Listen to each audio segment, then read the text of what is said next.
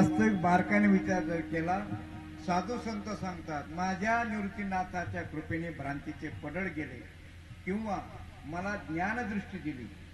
काय मला साधू संतांच्या कृपेने. तसं आता या ठिकाणी वास्तविक पाहता आळंदी पंढरपूर या ठिकाणी 6-6, 5-5 वर्षे लोक जातात. तिथं फक्त एक तर गायक बनून येतील, एक तर पकवाजे शिकून येतील, पण कीर्तनकार बनत नाही. वारकरी संप्रदायाच्या सर्व लोकांनी तोंडात गोड घातलेले की इथं नाही संस्था, इथं काही नाही. हे लोक एवढं कीर्तनकार प्रवचन कसं काय चाले. आणि तुम्ही आपल्या स्वतः सहज प्रश्न निर्माण. ओ मेरे सदगुरु दीन दयाल कागसे हंस बनाते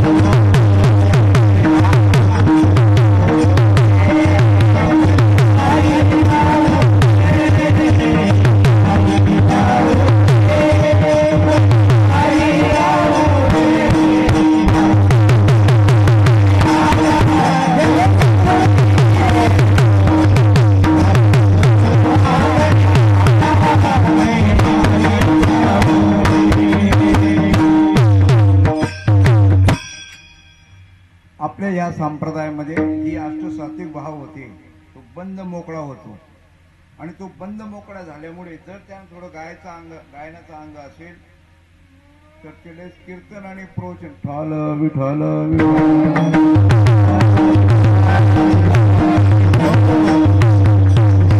कित्येक. आता आमची राणूताई अशी कितीतरी महिला आहेत ते कीर्तनकार स्वयंभू झालेले, कुठे शिकायला गेलेले नाहीत, कुठे शिकायला गेलेले काय नाही, बंद मोकळा झालेला असतो. आणि हा बंद मोकळा फक्त या भगवंताच्या नामानेच होऊ शकतो.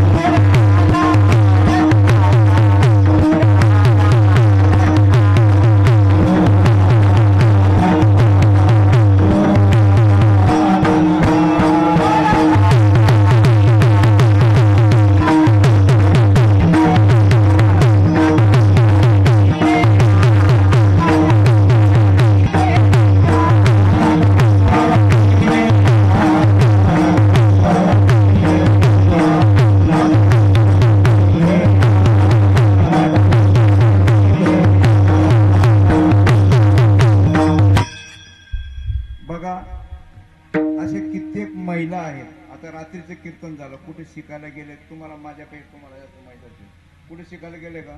पण एक गोष्ट अशी आहे, बाहेरची थंडी जी आहे ना ते गोधड्या टाकून जाते, बाहेरची थंडी, पण आतली थंडी ती गप्प बसू देत नाही, आतली थंडी. म्हणून आतून जे येतं ना, हो कुठे शिकायला गेले नाहीत, काही नाही काही नाही काही नाही, आपोआप येतं आपोआप येतं. कितीतरी महिला आहेत अशा. पूर्वी वास्तविक पाहता महिलांना कीर्तनाचे बंदी होती. तुम्हाला माहिती आहे, फार वर्षापूर्वी आळंदीला तिथे बोर्ड होतं, महिलांना प्रवेश असं काहीतरी बंद होतं.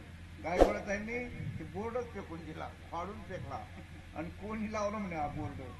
म्हणजे कोर्ट कचेऱ्या केलेल्या आहेत आणि वाट आहे ना मोकळी केलेली आहे. आणि म्हणून या संप्रदायामध्ये हा जो अनुभव येतो, अनुभव म्हणजे जावे त्याच्या वंशा काही नाही करता असं गुप्तच का बरी आहे. तर पूर्वी मी लहान होतो, 10 पैशामध्ये तो फिरता सिनेमा यायचा, फिरता सिनेमा असं गरगर फिरायचं, चलो दिल्ली का कुतुब मिनार देखो, चलो चलो असं. मग तिथं 10 पैसे दिले का तोंड लावायचं आपण, आणि ते 4-5 असे होते, ते 4 का 5च मुलं ते तोंड लावायचे. 10 पैसे दिला का ते तोंड लावायचे. ते तोंड लावले का मग तिथं चित्र यायचं, लहान मुलं हसायचे ते तिथं असं लावलं. बाहेरचे काय म्हणायचे, हे असं काय करतात. ते म्हणजे थांबा तुम्ही थोबडा लावणार तेव्हा समजेल तुम्हाला.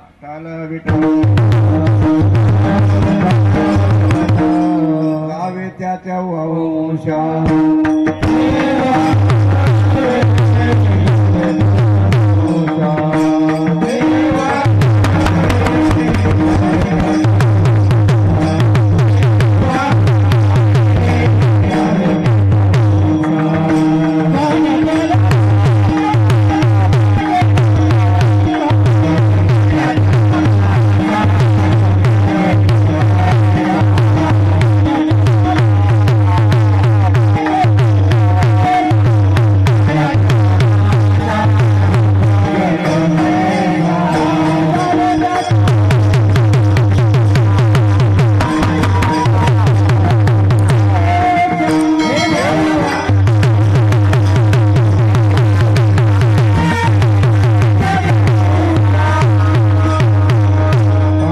माझा झोप घेतो, कैसा जावे त्याच्या वंशा तेव्हाकडे.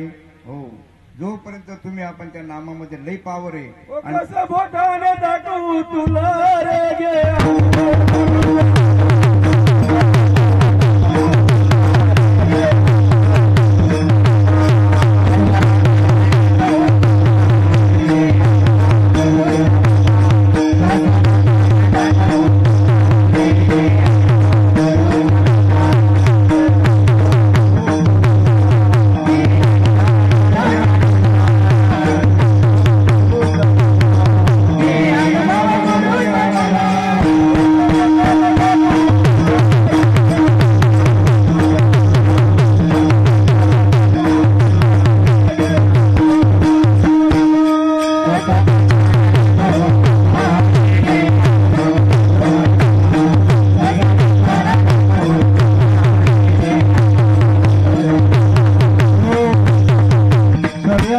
अनुभव फार महत्वाचा आहे. अनुभव आला अंगा तो या जगात येत असे. वास्तविक पाहता या संप्रदायामध्ये लहानापासून तर मोठापर्यंत जे जे काय सांगता आहेत त्या व्यक्तीकडे न पाहता ते जे सांगतात त्याच्याकडे पाहायला पाहिजे. वास्तविक पाहता देव तुम्हाला डोळ्याने दिसणार नाही. डोळ्याने देव कोणाला दिसला नाही. गुळाची गोळी ही अनुभवाने कळते का डोळ्याने दिसते? खळा दिसेल, खळा दिसेल, हा असा खळा दिसेल, खळा दिसेल, पण गोळी दिसेल का? म्हणून त्यासाठी अनुभव घ्यायला पाहिजे. महत्वाचा प्रश्न काय आहे? आणि अनुभव, आणि तो अनुभव तरच जन्माला सार्थक होईल. हे जे अष्टसात्विक भाव आहेत ना, कोणाला त्याच्याबद्दल विशेष शंका असेल तर मला कीर्तन झाल्यानंतर भेटा, मी त्याला सांगतो आणि तो अनुभव जन्यच तुम्हाला सांगतो. कारण की बोधपुत्र त्याशिवाय निर्माण होणारच नाही. बोधपुत्र निर्माण व्हावा असं वाटत असेल तर तुम्हाला अशाच लाथा झटकावं लागणार आहे.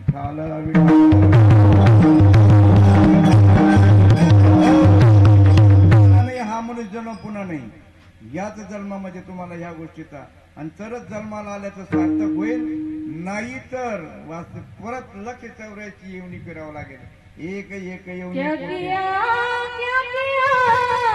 किया रे क्या किया क्या किया क्या किया रे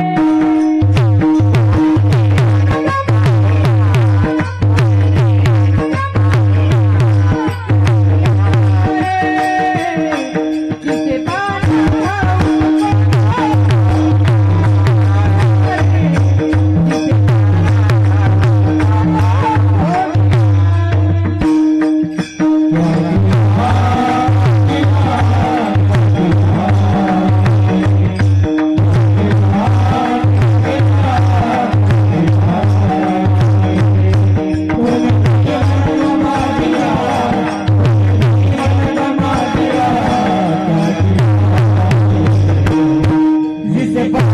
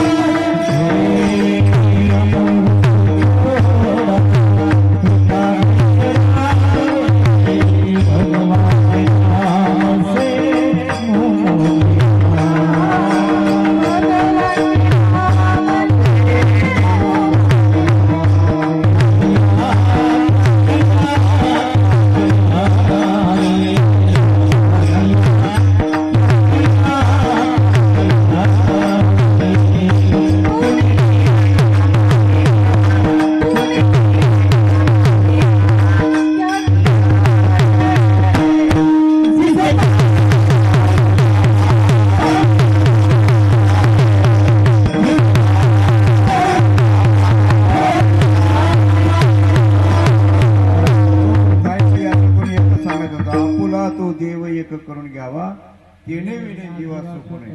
तुम्हा आपल्याला सुख पाहिजे तर देव आपलासा करा. देव बाहेर कुठे नाही, देव तुमच्या जवळच आहे. तुझं आहे तुझ्यापाशी जरी पाया इतकं सोपं आहे पण अनुभव घेऊन बघा. वास्तविक पाहता आपल्या संप्रदायामध्ये एवढे कीर्तनकार झाले एवढे कीर्तनकार झाले. बाबा तुम्ही कोणाला बोलतात मग आगणाऱ्यापेक्षा बंदी तुम्ही समजून घ्या. समजण्यावाला खूप काफी इशारा आहे. वास्तविक पाहतो बारीक विचार करा. इथले जे काय आपल्या संप्रदायाचे महाराज आहेत हे नाम संत आणि भगवंतांचं स्वतःचं स्वरूप हे सांगतील.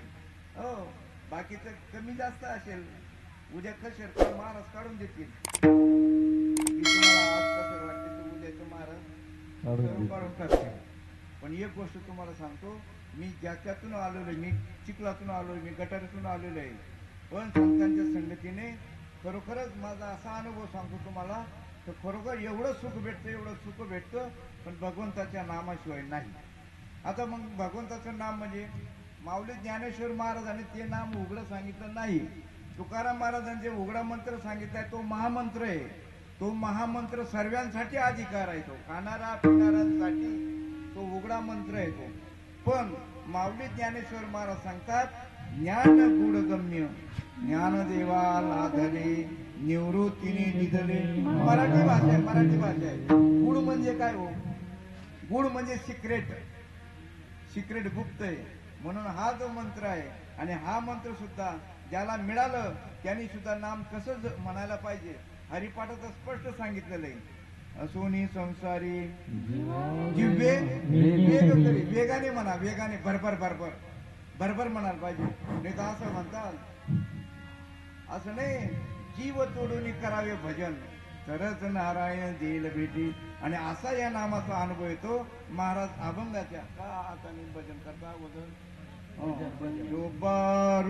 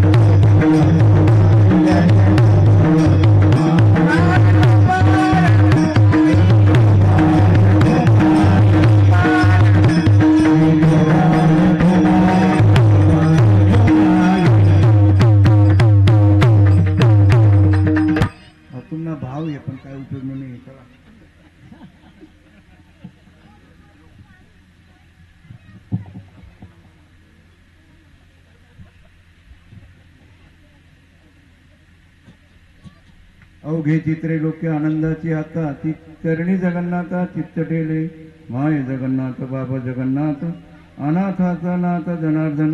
वास्तविक पाहता अभंग तसा काही आपल्याला सोडता आला नाही आणि तो काही भांडलेला नाही. कारण की एक गोष्ट आहे, फुल आहे ना फुल, त्या फुलावर भुंगे अनेक फिरतात पण मकरंद जो असतो तिथंच राहतो. तसा अभंग बरेच महाराज सोडतील पण तो अभंग जिथं आहे तिथंच असतो. तिथे त्याची सोडण्याची जी काही त्याची हातोटी असते. या ठिकाणी सर्वांना विनंती करतो, नाम घेतल्याशिवाय कोणी राहू नका. कारण दोन गोष्टी आहे, मनुष्य जन्म जो आहे ना, या मनुष्य जन्माचं महत्व तुम्ही नाम घेऊन पण एक गोष्ट अशी आहे, तुमचं बी असं झालेलं आहे तुम्ही त्याच्यावर चर्चा करत नाही. भगवंत खरोखर समजायला पाहिजे. पंढरपूरचा पांडुरंग सगुण आहे का निर्गुण आहे? सगुण आहे का निर्गुण आहे? काय कुठे परीक्षा द्यायची आपण? तुम्ही बोलत राहायला पाहिजे. हा सगुण सगुण म्हणता कोणाला ते अगोदर समजून घ्या. तुम्ही सर्व सगुण आहे. तुम्हाला जर मी अशी काठी टोचली ना तुम्ही म्हणतो महाराज पुन्हा काय आम्ही काय काळा वारा खाजा काय म्हणजे तुम्ही काही ना काही गुण दाखवणार का नाही, प्रतिकार करणार का नाही, त्याला सगुण म्हणतात. म्हणजे तुम्ही आपण सर्व सगुण आहे काय. मग आता मग देव सगुण आहे का? मग कसा आहे? निर्गुण आहे. निर्गुण दिसतो का? मग सगुण आहे का? मग निर्गुण आहे का? पण तुम्हाला तात्पुरतं समजूत काढण्यासाठी सगुण निर्गुण एक, पण माऊलीने खंडन केलं, सगुणाचं बी खंडन केलं. सगुण आणि निर्गुण एकमेकाच्या सापेक्ष आहेत. काळा आहे म्हणून गोरा, काळा आहे म्हणून गोरा, आणि गोरा आहे म्हणून काळा. दिवस आहे म्हणून रात्र, रात्र आहे म्हणून चोर आहे म्हणून शाव, शाव आहे म्हणून. आणि याच्यात एक जर नसता तर दुसऱ्याची निर्मिती झाली असते का? मग देव सगुण आहे का निर्गुण आहे? देव सगुण बी नाही आणि देव निर्गुण पण नाही. मग कसा आहे? अव्यक्त. त्यांनी सांगितलं अव्यक्त निराकार नाही जे आकार. आणि जेथुनी मग सांगा तुम्ही आता, असा जो भगवंत आहे त्याला आकार बी नाही, रंग नाही. इथं महाराज म्हणतात रंग नाही, रूप नाही, नाही वर्ण छाया.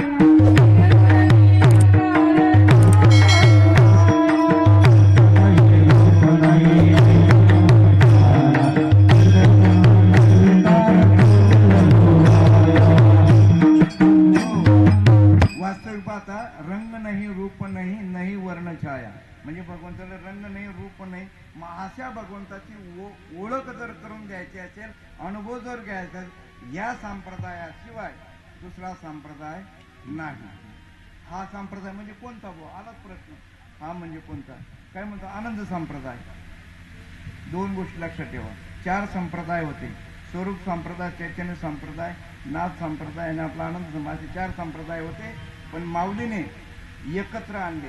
आता सुद्धा आपल्याला जर समजा खरोखरच हिंदू धर्माची खरोखर जाण असेल तर सर्वांनी एकत्र यायला पाहिजे. सर्व जातींनी एकत्र यायला पाहिजे. सर्व जाती म्हणजे कोणत्या? ज्यांना ज्यांना हिंदू हे नाव आहे त्यांनी एकत्र यायला पाहिजे. हिंदू हे नाव आहे त्यांनी एकत्र यायला पाहिजे. पण त्यांना माहित होतं यांना असं वाटून टाकल्याशिवाय आपल्याला 2 बैल होते, इतकी जोडी होती ना, तर एक वाघ आहे ना, वाघ, त्या वाघाला प्रश्न पडला, त्याला ही जोडी काय फुटत नाही, आपल्याला काही खाता येत नाही. तो असा नर उजून बसला. ते कोल्हा आलं.